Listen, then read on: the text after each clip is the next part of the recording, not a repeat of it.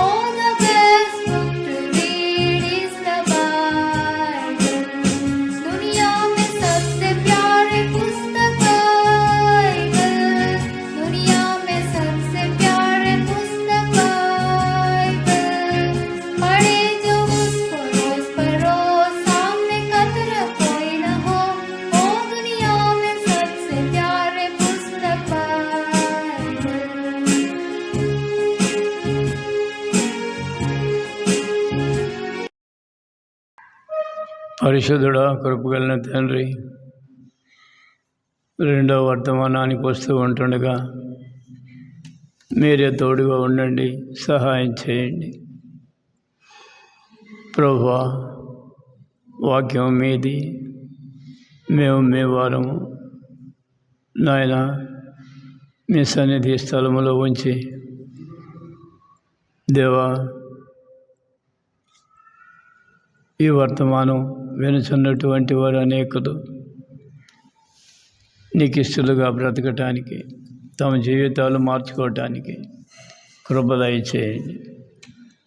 అల్పుడైన నన్ను, మమ్మల్ని మీరు జ్ఞాపకం చేసుకొనండి. యేసు ప్రశస్త నామములో అడుగుచున్నాను తండ్రి, ఆమేన్. దేవునికి స్తోత్రం.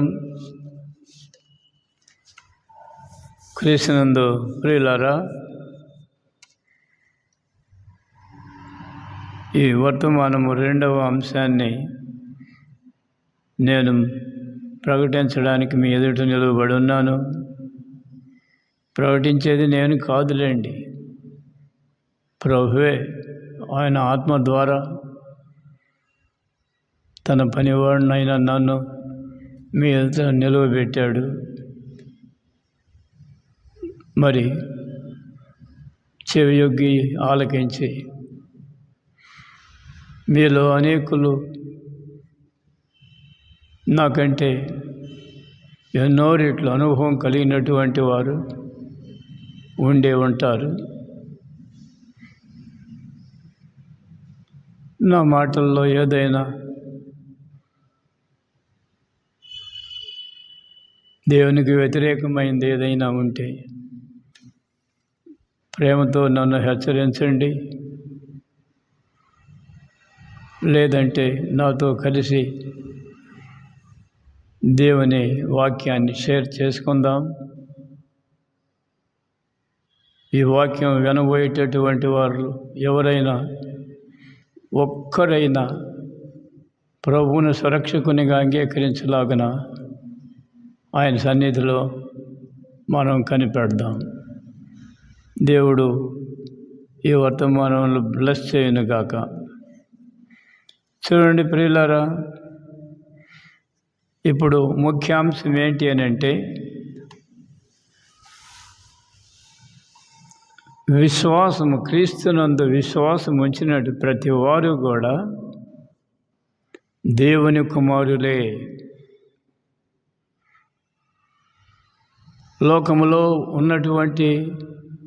లోకములో జీవించుతున్నటువంటి ప్రతి ఒక్కరూ దేవుని కుమారులు కారు. ఆయన సృష్టి కాదంటం లేదు. అయితే నేను రెండు దినాల క్రితం నా సెల్ ఫోన్లో ఒక విషయం చూచాను. అదేమిటి అని అంటే, ఒక స్త్రీ యొక్క గర్భములో ఒక పిండము ఎలాగ ఉత్పత్తి అయి శిశువుగా మారుతుందో, అలాగే స్త్రీతో పనేమీ లేకుండా స్త్రీ గర్భము లాంటిది ఒక యంత్రం ఇప్పుడు తయారైందట. ఆశ్చర్యం. అయితే నేను దాన్ని జాగ్రత్తగా చూసినప్పుడు ఒక విషయం గమనించాను. ఆ స్త్రీ గర్భానికి బదులు ఒక యంత్రం వచ్చింది, కానీ స్త్రీ గర్భములో బిడ్డ ఎలాగైతే ఎదుగుతుందో అదంతా అక్కడనే ఆ యంత్రంలోనే తయారవుతుంది. కానీ ఒక పురుషుని యొక్క, ఒక స్త్రీ యొక్క కణాలు రెండు లేకుండా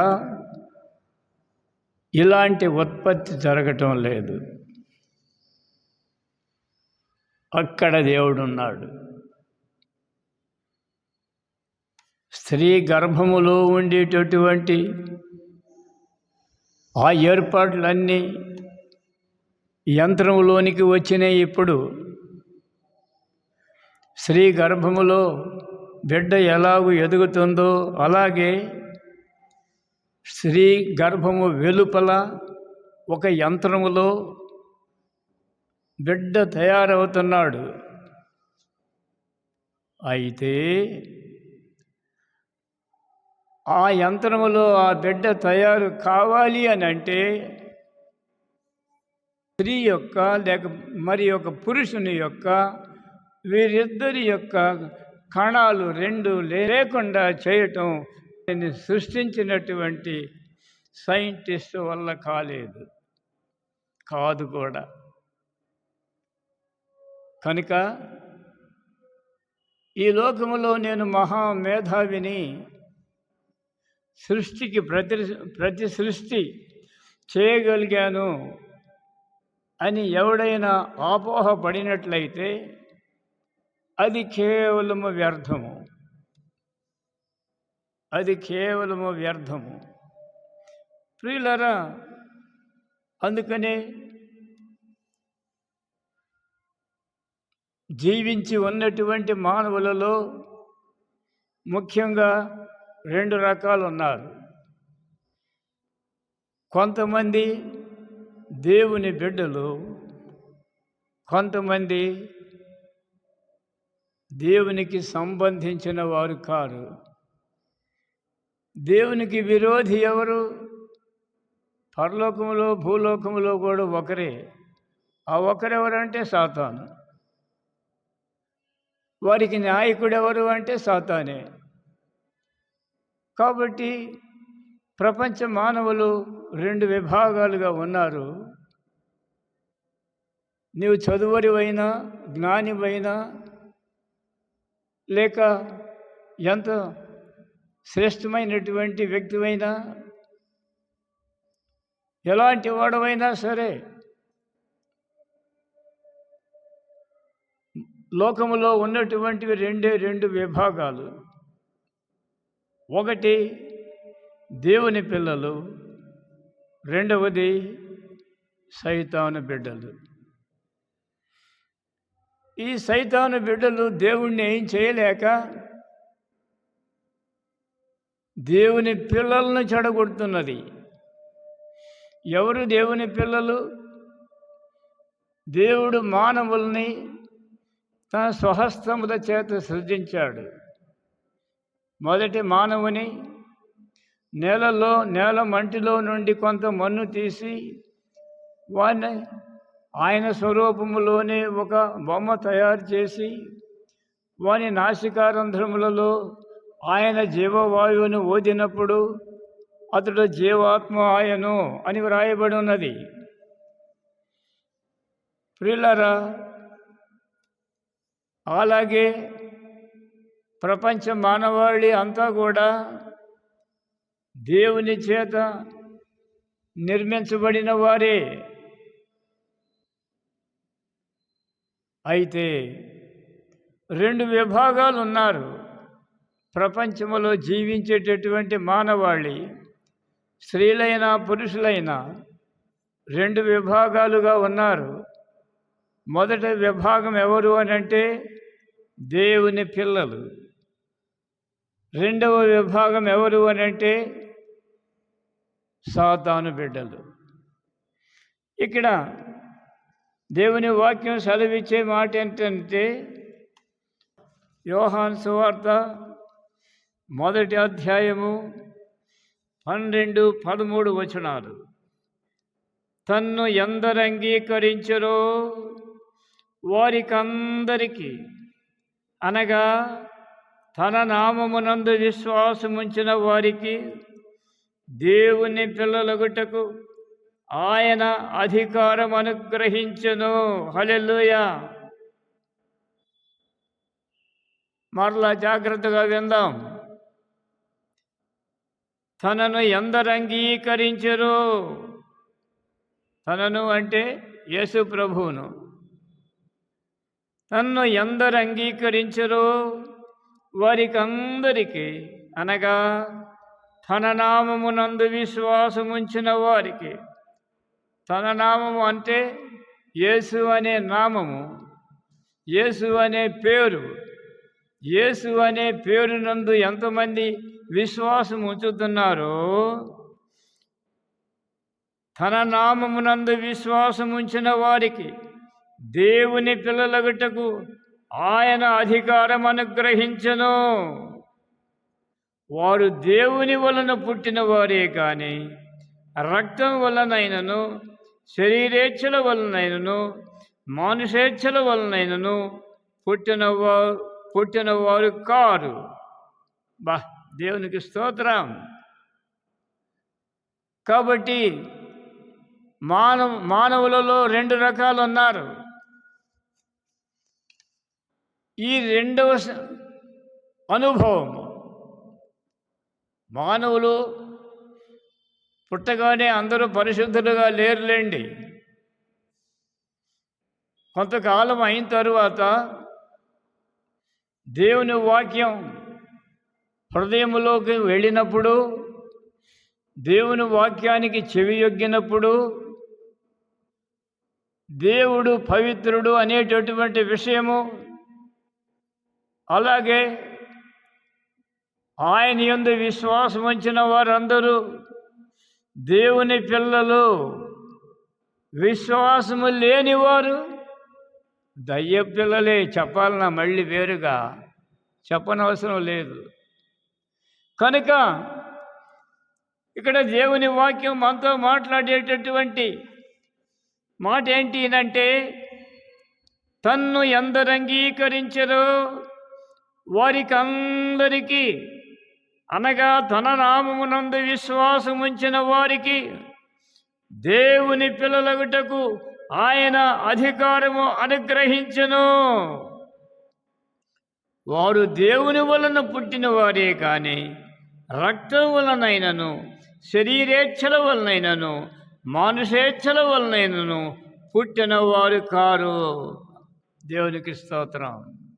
ప్రియులారా, ఒక మానవుడు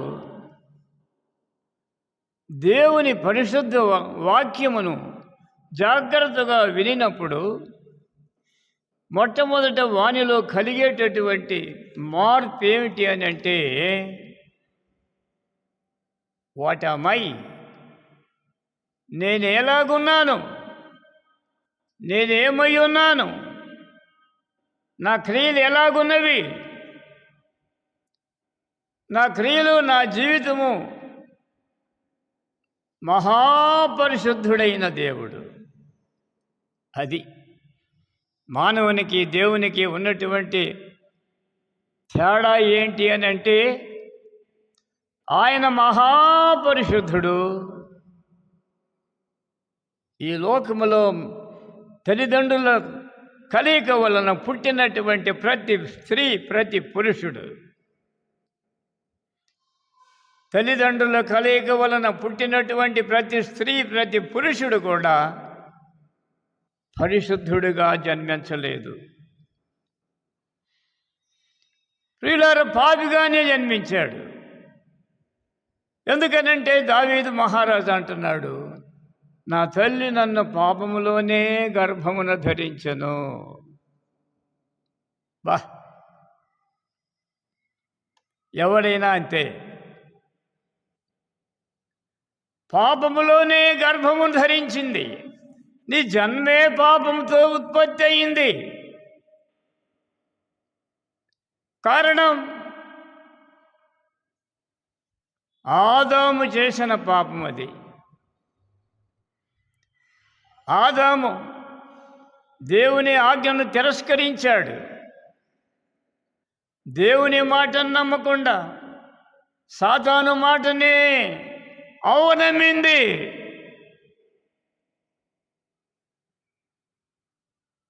దేవుని మాట కంటే సాతాను మాటనే అవ్వ నమ్మింది.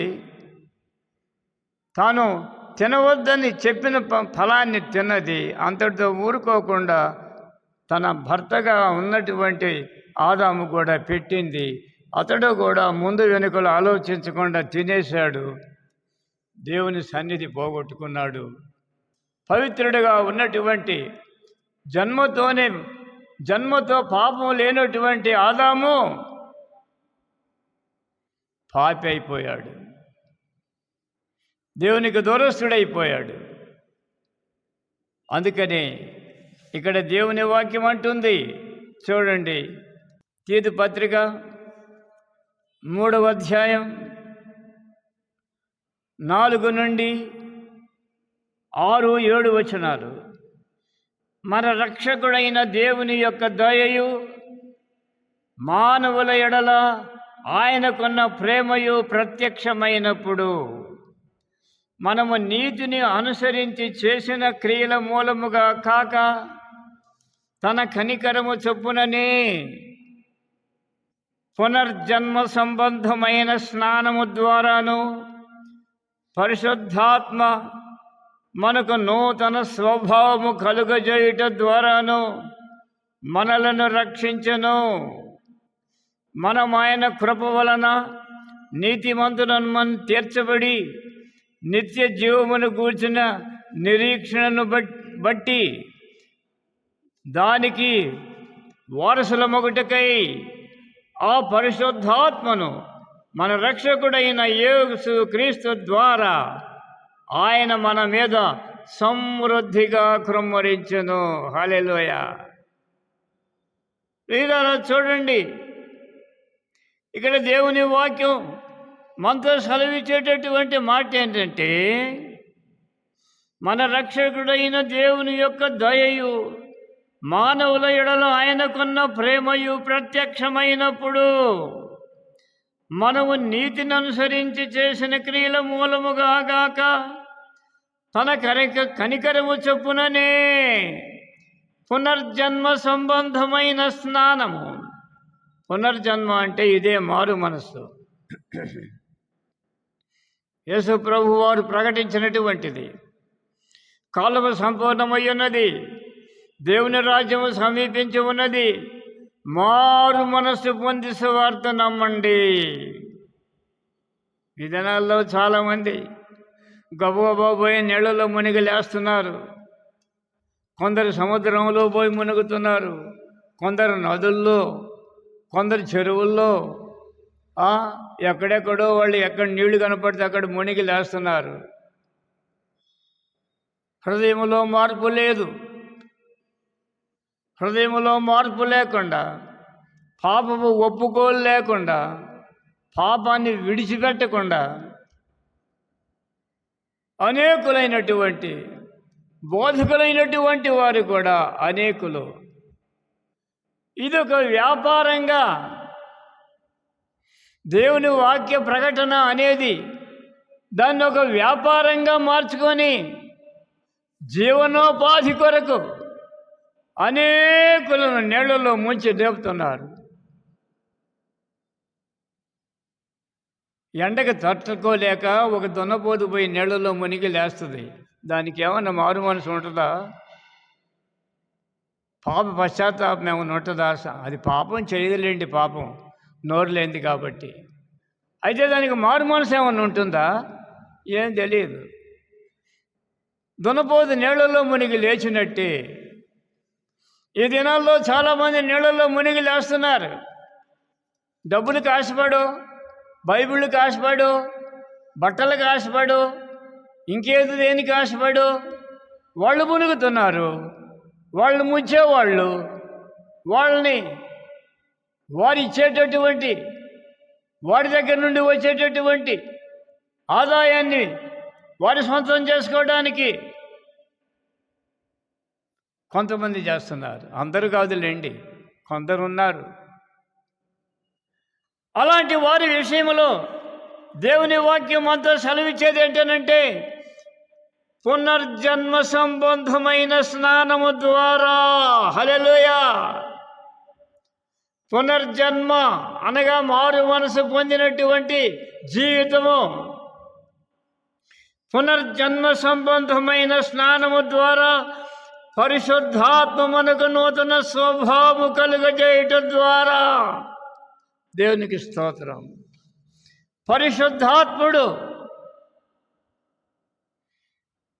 పరిశుద్ధాత్ముడికి వ్యతిరేకంగా అపరిశుద్ధాత్ముడు, వాడే సైతాన్. ప్రియులారా, ఇక్కడ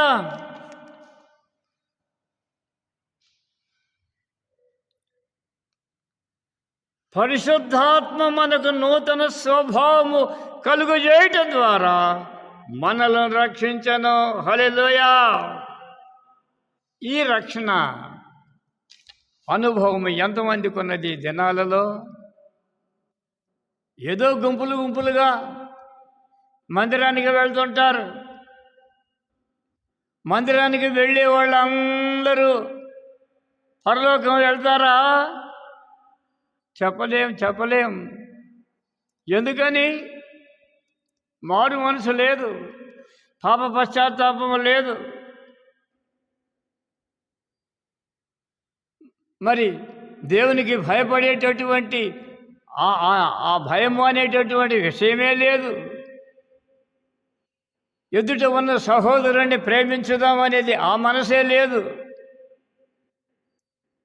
ఎవడైనా నీకంటే కొంచెం తెల్లగా పుల్లగా ఉంటే వాడిని చూసి వ్యసనమే తప్ప,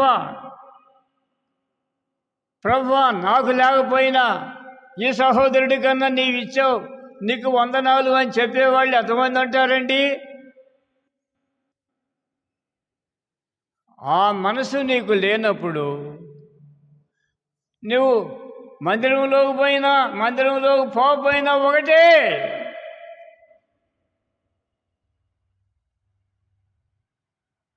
అందుకనే దేవుని వాక్యం మనతో మాట్లాడుతుంది. ప్రియులారా, అంతేకాదు, రోమాపత్రిక 8వ అధ్యాయం 14వ వచనం మళ్ళీ 17వ వచనం కూడా చూద్దాం. ఇక్కడ దేవుని ఆత్మచేత ఎందరూ నడిపింపబడుదురో వారందరూ దేవుని కుమారులై ఉందురు. Praise the Lord. ఇప్పుడు నేను ఇక్కడ నిలువబడి ప్రకటించాలనేటువంటి ముఖ్యాంశం ఏంటి అని అంటే, దేవుని కుమారులు. ఎవరు దేవుని కుమారులు? యేసు ప్రభు నా రక్షకుడు అని ఎంతమంది నమ్ముతున్నారు? నమ్మటం సైతాను కూడా నమ్ముద్ది. అది కాదు, సైతాను కూడా యేసు ప్రభువా నీవు దేవుని కుమారుడు, మా సమయం ఇంకా రాలేదు, అప్పుడే ఎందుకు వచ్చావు మా దగ్గరికి అని అంటున్నాయి.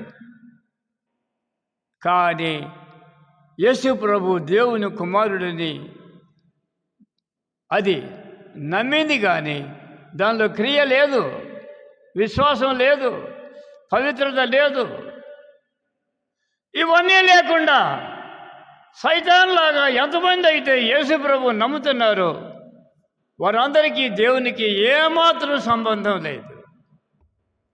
అందుకనే 2025లో ఎలాగున్నావో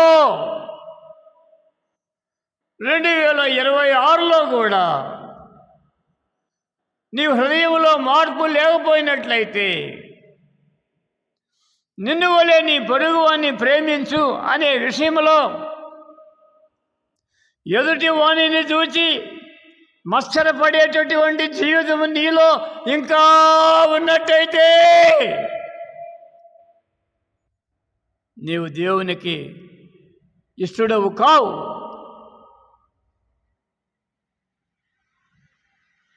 నీవు సాతాను సంబంధివే.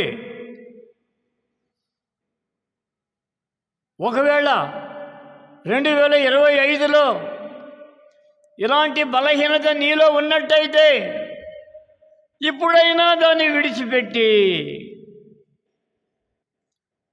సహోదరులు ఒకరితో ఒకరు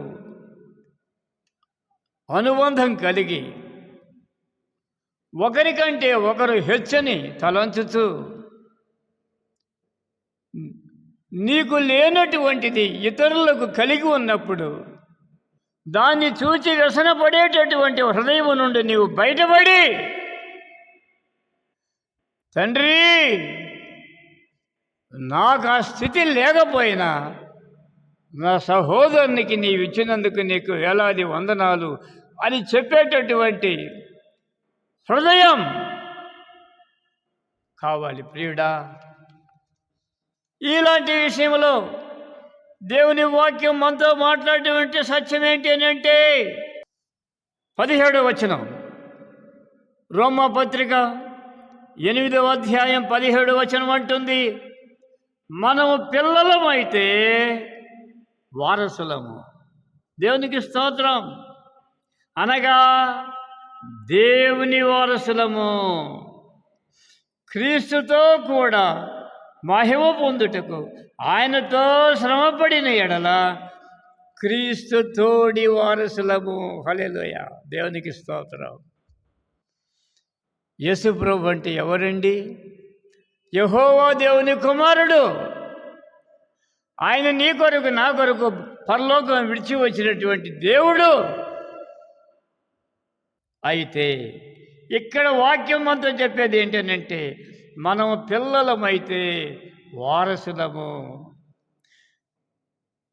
తండ్రికి యేసు ప్రభు ఎలాంటి పుత్రుడు,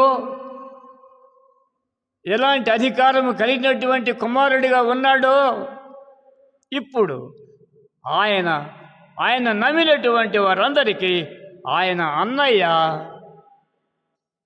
యెహోవా దేవుడు తండ్రి. మనమందరము నమ్మినప్పుడు నీ హృదయములో ఈర్ష్య, కక్ష, ద్వేషము, అసూయ, పగ ఇలాంటివన్నీ లేకుండా విడిచిపెట్టి నీ హృదయం నిర్మలముగా మార్చుకున్నప్పుడు యేసు ప్రభు తండ్రి అయిన దేవుని కుడిపార్శ్వమున ఉన్నట్లే ప్రతి వ్యక్తి కూడా ఆ సింహాసనం మీద కూర్చొని పెట్టుకోండి. నేను నా సింహాసనం మీద మిమ్మల్ని కూర్చొని పెట్టుకుంటాను అంటున్నాడు యేసు ప్రభు. అలాంటి భాగ్యం మన అందరికీ దేవుడు దయచేయటానికి ఈ నూతనమైనటువంటి జన్మానుభవం మనకు కావాలని, మనమందరం దేవుని బిడ్డలమని ఆ విషయం తెలియజేస్తూ, ఎంతమంది దేవుని బిడ్డలుగా ఉండాలని అనుకుంటున్నారో వారందరూ తమ పాపాలు ఒప్పుకొని విడిచిపెట్టి నూతన జన్మానుభవంలోకి రావాల్సిందిగా క్రీస్తు నామమున మిమ్మల్ని ఆహ్వానిస్తున్నాను. దేవుడు తన పరిశుద్ధ వర్తమానం దీవించుగాక. తండ్రి అయిన దేవుని ప్రేమ, కుమారుడైన క్రీస్తు ప్రభు కృప, పరిశుద్ధాత్ముని అన్యోన్య సహవాసము మనకును సమస్త పరిశుద్ధులకును క్రీస్తు ప్రభు తిరిగి వచ్చి పర్యంతము తోడై ఉండునుగాక. ఆమెన్.